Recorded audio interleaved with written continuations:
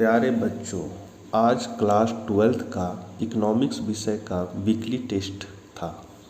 आप लोगों ने अच्छा किया होगा। आप लोग एक बार इसको उत्तर को मिला लीजिए। प्रत्येक शनिवार को वीकली टेस्ट होता है, लेकिन इस बार महीने के तीसरा शनिवार होने के कारण विद्यालय बंद है, इसलिए आज के दिन इकोनॉमिक्स का वीकली टेस्ट हो रहा है। वीकली टेस्ट आप लोग ज़रूर दें और इसके जो क्वेश्चन है उसको आप बढ़िया से याद करके भी रखें, क्योंकि ये मेन परीक्षा में इम्पॉर्टेंट हो सकते हैं। हम लोग एक एक करके उत्तर को देख लेते हैं और आप लोग मिला लीजिए आप लोगों ने कितना सही किया। कमेंट बॉक्स में ज़रूर लिखिएगा। चैनल पर पहली बार है तो ज़रूर सब्सक्राइब कर लीजिए। तो पहला क्वेश्चन है, उत्पादन के निम्न में कौन से साधन है। तो उत्पादन के 5 साधन होते हैं: भूमि, पूंजी, श्रम, प्रबंध और साहस। तो यहाँ पर आप देख सकते हैं भूमि भी है, श्रम भी है और पूंजी भी है, तीनों है। और यहाँ बोल रहा है उपयुक्त सभी। तो आपका यहाँ चौथा ऑप्शन जो है डी, ये नंबर करेक्ट है। दूसरा क्वेश्चन है, अर्थव्यवस्था की केंद्रीय समस्याएं कौन सी है। तो अर्थव्यवस्था की जो केंद्रीय समस्या है, साधनों का आवंटन भी है, साधनों का कुशलतम प्रयोग भी है, आर्थिक विकास है और उपयुक्त सभी है। तो यहाँ हो जाएगा उपयुक्त सभी। अगर कीमत तंत्र का केंद्रीय समस्या पूछता तो कीमत तंत्र का केंद्रीय समस्या होता है क्या, कैसे, किसके लिए। मतलब क्या उत्पादन किया जाए, कैसे उत्पादन किया जाए और किसके लिए। और अर्थव्यवस्था की केंद्रीय समस्या है, इसलिए ये हो जाएगा साधनों का आवंटन, साधनों का कुशलतम प्रयोग और आर्थिक विकास। तीनों है, इसलिए उपयुक्त सभी हो जाएगा। इसका करेक्ट आंसर हो जाएगा डी। तीसरा है, जब कुल उपयोगिता अधिकतम होती है तब सीमांत उपयोगिता। तो हम लोग देख सकते हैं बहुत ये हिट क्वेश्चन है। ये है आपका कुल उपयोगिता, तो यहाँ ये अधिकतम है। तो यहाँ पर जब ये अधिकतम होगा और ये है आपका सीमांत उपयोग, तो यहाँ जा रही है, यहाँ अच को काट रही है, मतलब यहाँ अच को काटने का मतलब है यह शून्य हो जा रही है। जब कुल उपयोगिता अधिकतम होती है तो सीमांत उपयोगिता क्या होती है, शून्य हो जाती है। इसलिए आपका तीसरा ऑप्शन जो है सी, वो नंबर करेक्ट है। कॉफ़ी के मूल्य में वृद्धि होने से चाय की मांग। देखिए, कॉफ़ी और चाय जो है वो प्रतिस्थापक वस्तु है। अगर कॉफ़ी का मूल्य बढ़ रहा है तो चाय का मांग क्या हो जाएगा, बढ़ती है। तो यहाँ ए ऑप्शन इसका करेक्ट हो जाएगा। पांचवा है, मांग फलन को निम्नलिखित में कौन समीकरण व्यक्त करता है। तो मांग फलन, फलन मतलब होता है मांग और मूल्य के बीच के संबंध को बताना। तो यहाँ पर आप देख सकते हैं संबंध, इसमें एफ नहीं लिखा हुआ है, इसमें भी नहीं लिखा हुआ और इसमें लिखा हुआ है। तो एफ है सो संबंध को बता रहा है, इसलिए डी एक्स बराबर फंक्शन ऑफ पी एक्स हो जाएगा। तो आपका सी ऑप्शन इस पर करेक्ट है। फिर है, निम्नलिखित चित्र प्रदर्शित करता है। ये जो चित्र है ये क्या चीज़ को प्रदर्शित करता है। तो ये प्रदर्शित करता है आपका पूर्णतः आपका लोचदार को प्रदर्शित करता है। ये पूर्णतः लोचदार होता है, इसमें ई बराबर इन्फिनिटिव होता है इसका लोच। तो यहाँ आपका सी ऑप्शन नंबर करेक्ट है। सातवां है, निम्नांकित उदाहरण में मांग की लोच क्या है। देखिए, मांग की लोच आपको ज्ञात करने बोल रहा है। तो यहाँ वस्तु की कीमत दिया हुआ है कितना, 5 पर मांग कर रहा है 10, कीमत घटकर हो गया 4, मांग कर रहा है कितना, 15। तो हमको मांग की लोच ज्ञात करना है। तो मांग की लोच कैसे ज्ञात करेंगे, तो जो शुरू का कीमत है इसको मानेंगे पी बराबर कितना, 5। और जो सेकेंड वाला कीमत है इसको मानेंगे P1 भी बराबर हो जाएगा 4। उसी तरह जो शुरू का मात्रा उसको Q मानेंगे, Q बराबर 10 और Q1 बराबर 15। यहाँ हम लोग डेल्टा P निकालेंगे। तो डेल्टा P बराबर होता है P1 माइनस P, मतलब 4 माइनस 5, तो क्या हो जाएगा, -1। उसके बाद डेल्टा Q निकालेंगे।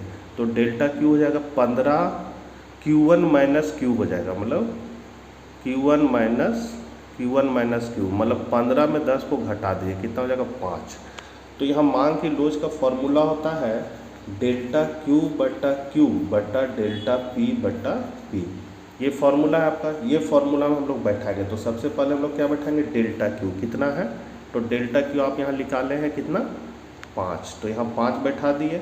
उसके बाद है Q, तो Q कितना है मेरा, 10 बैठा दिए। उसके बाद डेल्टा P है, तो डेल्टा P कितना बैठा रहे, डेल्टा P देखिए कितना है, डेल्टा P है मेरा -1 बटा फिर है पी, पी मेरा कितना है, शुरू का मूल्य 5, तो यहाँ 5 बैठा दिए। उसके बाद आपका कितना आ गया, 5/10 माइनस 1/5। इसको हम लोग साफ करके लिखते हैं,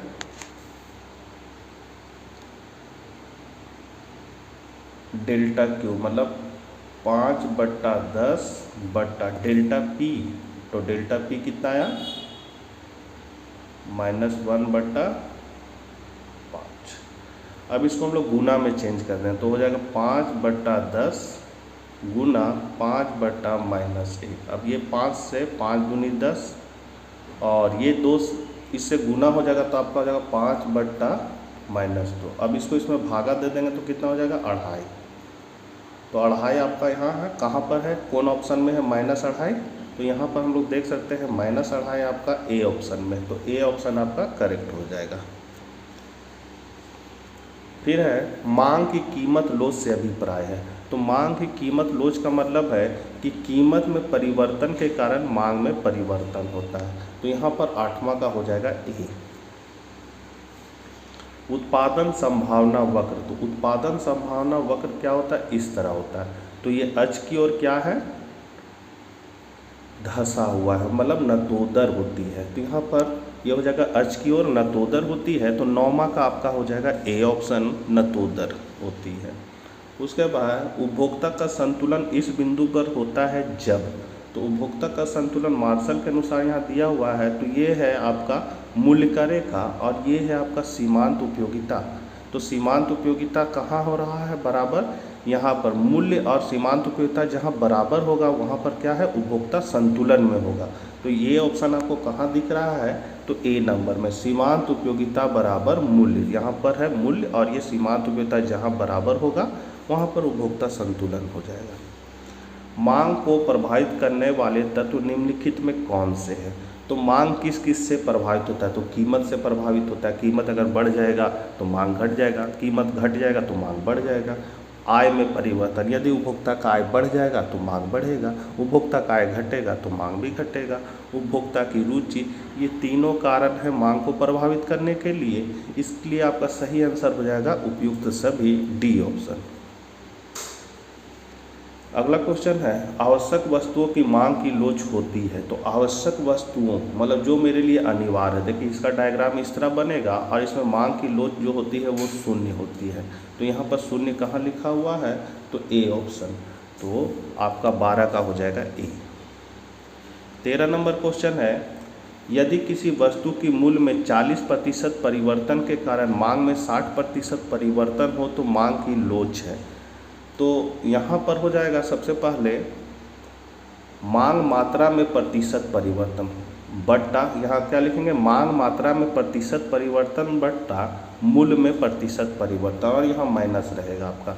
तो मांग मात्रा में प्रतिशत परिवर्तन कितना है, 60। यहाँ देख सकते हैं कि यदि किसी वस्तु के मूल्य में 40% परिवर्तन के कारण मांग में 60% परिवर्तन हो तो मांग की लोच ज्ञात करना है। तो मांग मात्रा में आपका 60 हो रहा है तो 60 ऊपर होगा, और मूल्य में प्रतिशत परिवर्तन कितना हो रहा है, 40। तो यहाँ काट देंगे, 2 दूनी 4, 3 दूनी 6। अब 2 को 3 से भागा लगा तो 2 1 2, यहाँ 1 बचा, यहाँ पॉइंट लगाएंगे, यहाँ 0, 2 बचे 10। तो यहाँ पर माइनस लगा हुआ है, तो आपका आंसर जो हो जाएगा वो कितना हो जाएगा, -1.5। कहाँ पर है ऑप्शन, तो ये आपका बी ऑप्शन आपका करेक्ट है, -1.5। अगला है, मांग में संकुचन तब होता है जब। तो मांग में संकुचन तो जब हो जाएगा कि कीमत बढ़ती है और मांग घटती है, तो इसको हम लोग मांग में संकुचन कहते हैं। और मांग के अतिरिक्त यदि कोई दूसरे कारण से अगर मांग घट रही है तो उसको हम लोग मांग में कमी कहेंगे।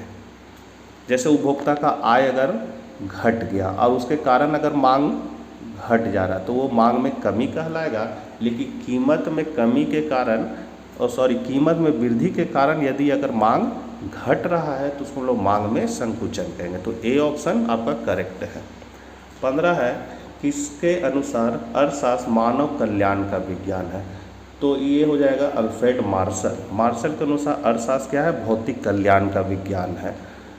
1890 में अपना किताब लिखे थे प्रिंसिपल ऑफ इकोनॉमिक्स, और उसमें बोले थे कि अर्थशास्त्र क्या है, भौतिक कल्याण का विज्ञान है। तो 15 का ए हो जाएगा। आपको जानना है कि एडम स्मिथ जो अर्थशास्त्र के जनक हैं, उनके अनुसार अर्थशास्त्र क्या है? धन का विज्ञान है। मार्शल के अनुसार अर्थशास्त्र क्या है? तो भौतिक कल्याण का विज्ञान है। और रॉबिन्स के अनुसार अर्थशास्त्र क्या है? तो चयन का विज्ञान है। तो इसको आप लोग याद रख लीजिएगा। उसके बाद है अगला क्वेश्चन, उदासीन वक्र होता है। तो उदासीन वक्र देखिए आपका इस तरह होता है। तो उदासीन वक्र इस तरह होता है, तो ये क्या है? ये है आपका मूल बिंदु अक्ष। अक्ष की ओर क्या है? वह उठा हुआ है। तो यहाँ पर हो जाएगा मूल बिंदु की ओर उन्नतोदर होता है। तो 16 का आपका हो जाएगा ए। तो बच्चों मुझे आशा है आप लोगों ने अच्छा किया होगा। कमेंट बॉक्स में नंबर ज़रूर बताइएगा आप लोगों ने कितना स्कोर किया है। मिलते हैं नेक्स्ट वीडियो के साथ, तब तक आज्ञा दीजिए, बाय बाय।